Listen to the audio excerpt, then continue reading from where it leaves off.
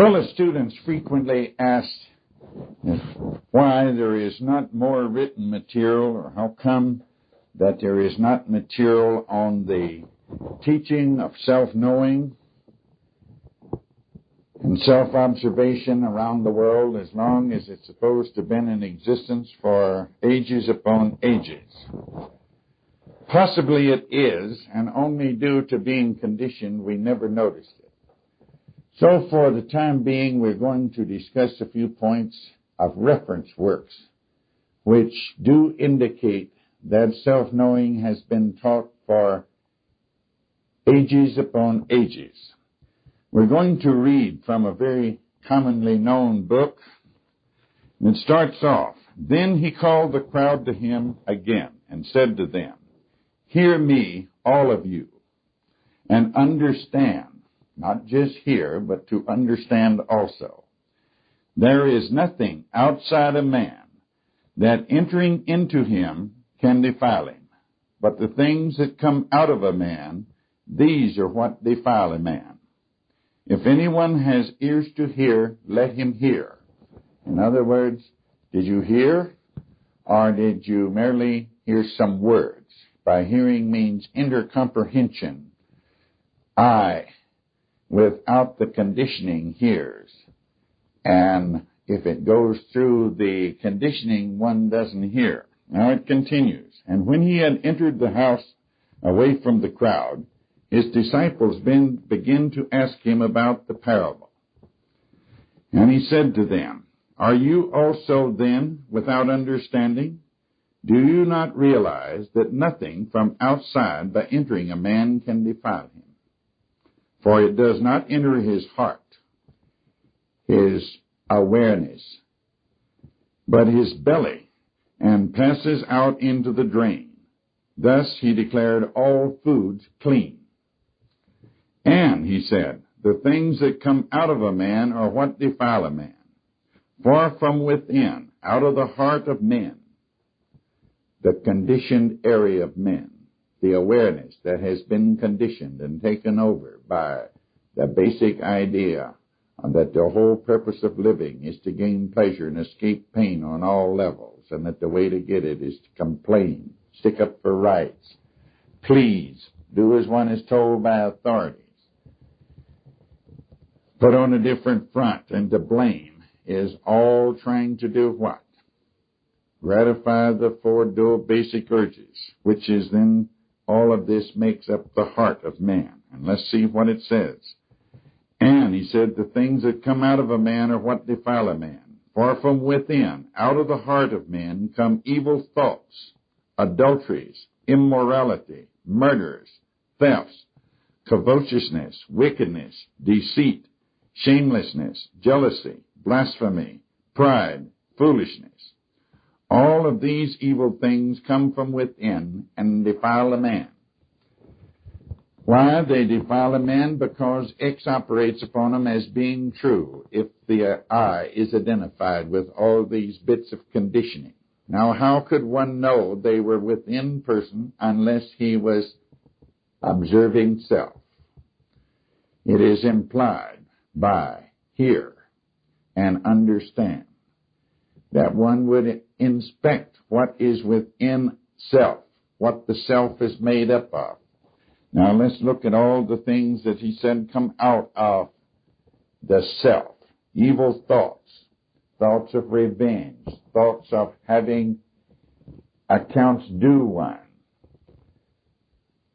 thoughts of vanity, thoughts of defense of that false picture of self, thoughts of revenge, and thoughts of all sorts of things. After all, revenge would lead to murders if it's carried to its ultimate. It's getting even.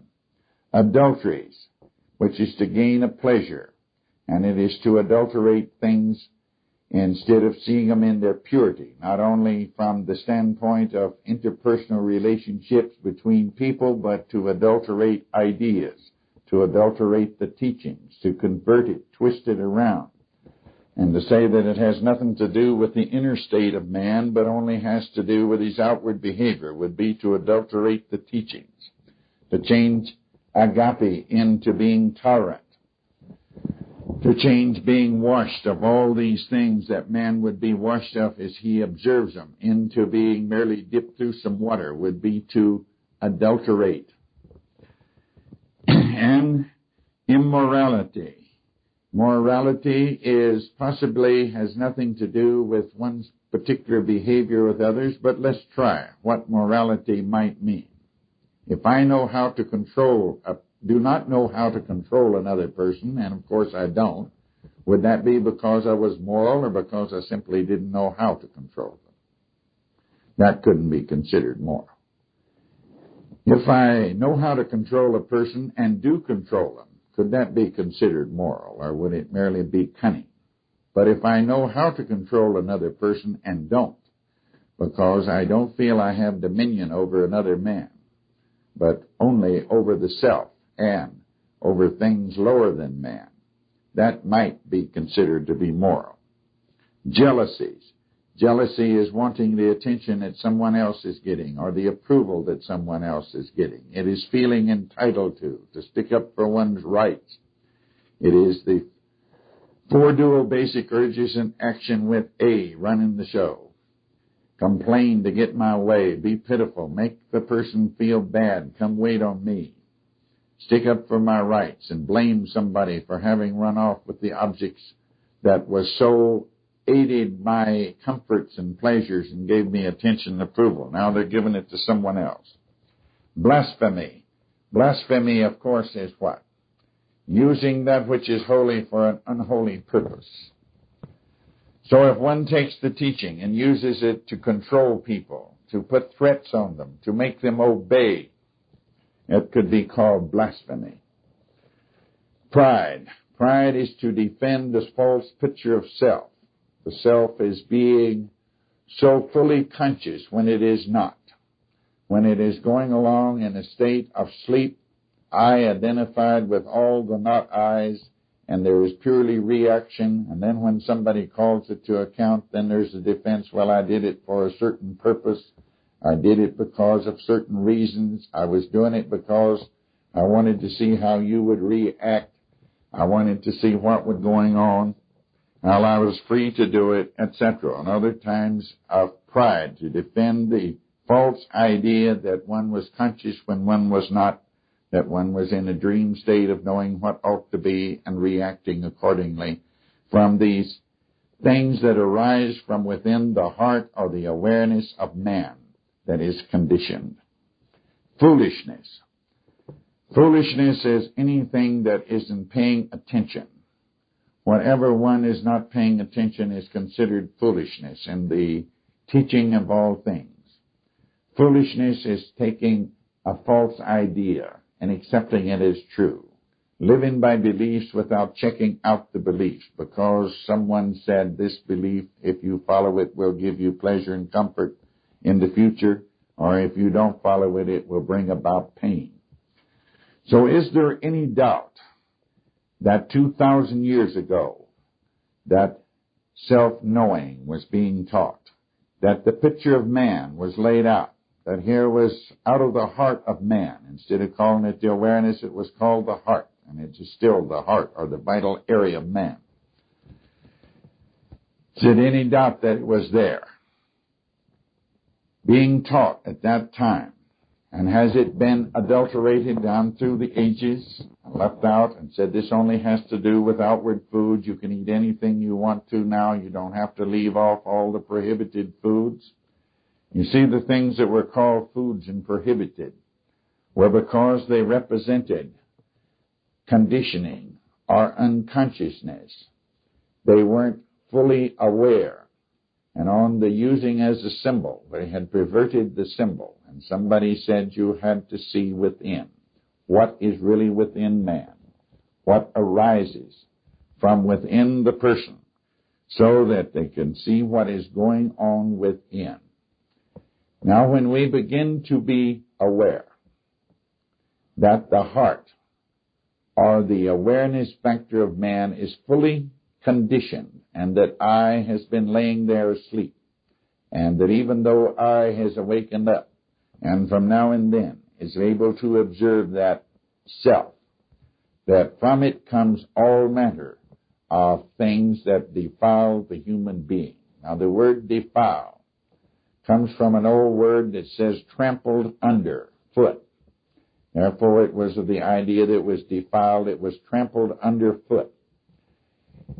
So, most of us feel that we are trampled down, that we are controlled by all kinds of forces that we attribute to come from without. We indulge in great amounts of self-pity. We come up with hate, with revenge. We feel that we are victimized. And, of course, there is plenty of forces that attempt to tell us that we are the victims of all manner of circumstances. Man is told to look to his political ideologies or to his other various organizations to be protected from being victimized. He is told there is enemies in the open, that they're outside, that they're controlling him, and that these must be overcome by force and by power. But how many times have you ever been told, look within and you will find that which defiles you? It comes out of the conditioned area of man. Everything that's in conditioning tramples man, the real living being, underfoot.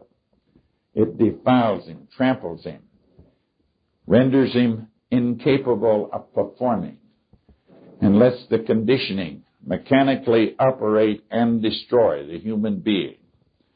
And in the meantime of destroying, he suffers many agonies. This has been taught for thousands of years, if it was taught, but very few heard it. The great teacher said, hear and understand.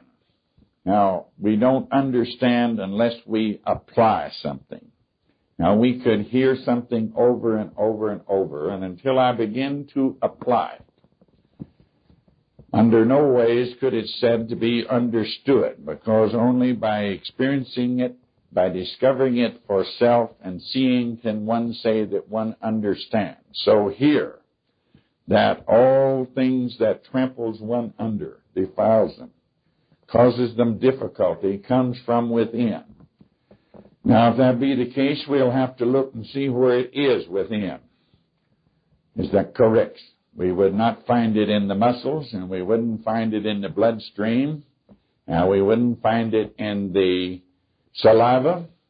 We wouldn't find it in the heart pumping away the physical organ. We would find it in the mind, in the area of beliefs, in the awareness function of man. Now, if we begin to look there by self-observation, by separating I, the observer, the awareness function from man, by awakening it, and beginning to observe this, we will see without any doubt where that which causes all the trouble in an individual's existence comes from. We will see what defiles him or tramples him under, makes him sick, makes him in conflict with his fellow man, in conflict within. And we'll see that all of that is on the basic ideas of the four dual basic urges, that the whole purpose of living, which is a false idea, but it's there, solid, and one can observe it, that the whole purpose of living is to gain pleasure and escape pain, to gain attention and avoid being ignored or rejected, to gain approval and escape all disapproval, to feel important by being able to control others and by feeling inferior when one cannot, and that one then tries to gain these methods, these ideas, these purposes by complaining. And of course, complaining includes jealousy, it includes contention, it includes envy. And all of this comes from within the awareness function of man that has been conditioned. And we might say that it is his psyche or his soul, and it is lost and is incapable of functioning as it was designed to function. And all these things arise, all the many lusts, the urge to gain gratification of the senses from whatever level, from having thefts, which says I must have that so I will be non-disturbed. I must have that in order to give me pleasure. And of course then there is the rise of what we know as crime. Now of course there is many kinds of thefts that are not mentioned here, that in the idea of crime. When I can thieve by taking credit, by saying I did this and I did that and I did the other. I did all these wonderful things. I does not know how to do anything. I can only be aware at the best, and usually not that. It is usually lost in the conditioning and can do nothing. Only X can do. No person knows how to walk, even though you experience walking every day, many, many times. No one knows how to chew food, even though we experience chewing. We don't know how to see, but we experience seeing. We don't know how to hear. We experience hearing of the physical sounds, usually not hearing what is implied and thereby understanding it. And so I can only experience things, sense things, but it does not do anything. And when I claim to be able to do, I am a thief. Is that correct? Deceit comes about. How does deceit come about? Deceit comes because I hope to gain some pleasure. I feel I'm about to lose some other way, but if I deceive someone, I will gain attention and approval. If I can claim to be something that I'm not, if I can put on a good front and appear to be different than what I really am, that is deceit. If I claim to be conscious when really I am sound asleep and lost in conditioning, that is deceit. And the greatest one that's being deceived, of course, is self. I is being put to sleep and still is being convinced that it's awake and is capable of choosing doing when all it is doing is reacting. Moment by moment reaction with never a solid moment of understanding what won.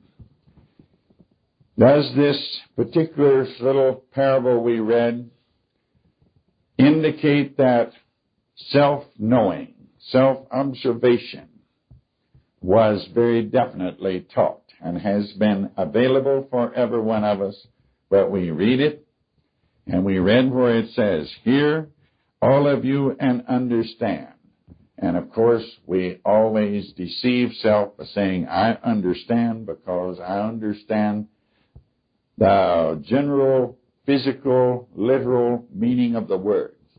We do not seem to be able to understand that there is an inner state of man, and that this is what deceives a man, what tramples him under, what destroys him, what disintegrates him, is because that inner state, which is the real state of being, is really unknown.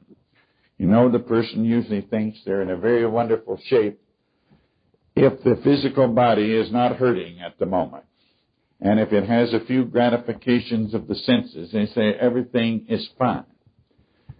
However, if the inner state could be seen, do you suppose it would be said everything is fine? Or if one could see it, one would have to say everything's in a state of confusion, in a state out of hand, and that the whole thing is lost. And that possibly by very careful, tedious work over a period of time, by observing the self, it might be salvaged. You know, to be salvaged is to be saved. And the great teacher was the Savior, because he brought the words and brought the teaching that whereby man could be salvaged that which was lost, his awareness, lost, and full of material that defiled him, disintegrated him, and kept him falling apart. What was true 2,000 years ago is true today. Now let's see if we can, with renewed vigor, and with renewed valuing and seeing the purpose of it, begin to observe every aspect of that inner self.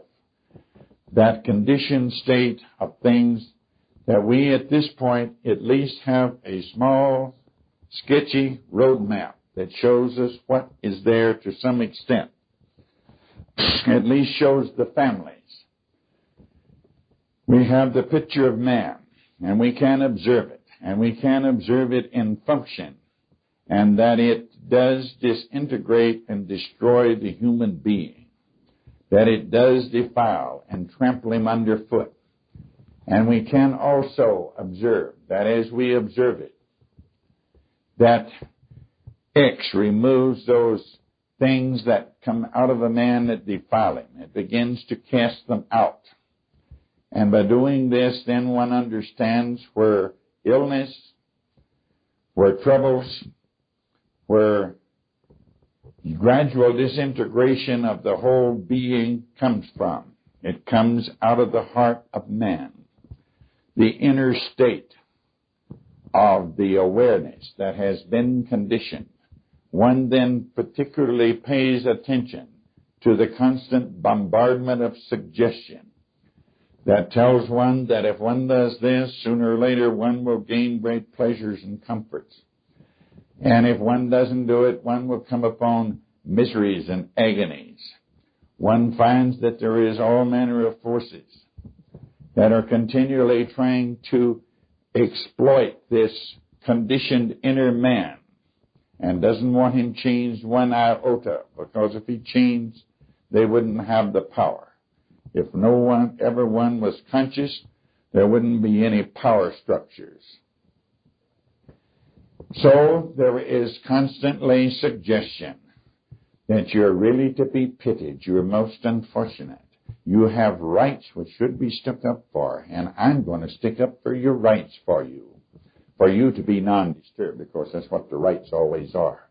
Now, generally, the word is security. Security meaning you are not only non-disturbed at this moment, but we will assure you of non-disturbance in the future. You have a right to have everything you want without doing anything to get it, because you were born, and that gives you the right to have it. And you are a very special person. Therefore, that's why you are being mistreated. No, we are all the same. We are all conditioned. And discovering that we are conditioned and thereby mechanical is not something to feel upset about. It is the first step to come out of that state of being controlled by that which is within, because the cleansing starts the moment one recognizes that one is in a conditioned state, a lost state, if you please, and that the conditioning is operating purely as a machine, and that I is not on the job at all, that he has been hypnotized, put sound asleep, and that the real individual, real I, with a capital I with a line drawn under it, is totally out of functioning, is asleep, and that not I's, false personalities, bits of conditioning, programming, and probably would be a very good word to use today, much like a computer is programmed, and it does whatever it's programmed to do. Whether what it's programming is true or false doesn't matter. It does what the programming is laid out for it to do. And when one realizes that one is programmed and that one is manipulated by whatever fits that programming, and that one is used as a mere machine, and that from that machine comes all manner of things that are destructive to the entire organism, to the temple of the living being, then one has discovered something to be very, very thankful for. One is true, has set out on a chore, on a task that takes some length of time, but it is a meaningful task, and it has worthwhileness to it, it has value to it, and one has found the path of where the ending of misery and disintegration starts, and one can enter into a gate and start on the way that will begin to bring liberty and freedom and life. And without that, without making that discovery of where the whole problem is, we will search for it through doctors' offices, through pills and potions, through drugs, through alcohol, through every manner of attempting gratifications, and through all on to total and final disintegration. It has always been taught that man must know himself. He must be in the state of knowing self from moment to moment. Self-awareness, which can only come from self-observation. But that's usually glided slightly over. And of course we always say, I heard and I understand, which is deceit. Because we could not say, I don't understand what that means. I will have to check it out. I will have to experiment with everything here I read and find out what it means. If I find that all this is coming from within me instead of from temptation from without, then I would have to observe self and see.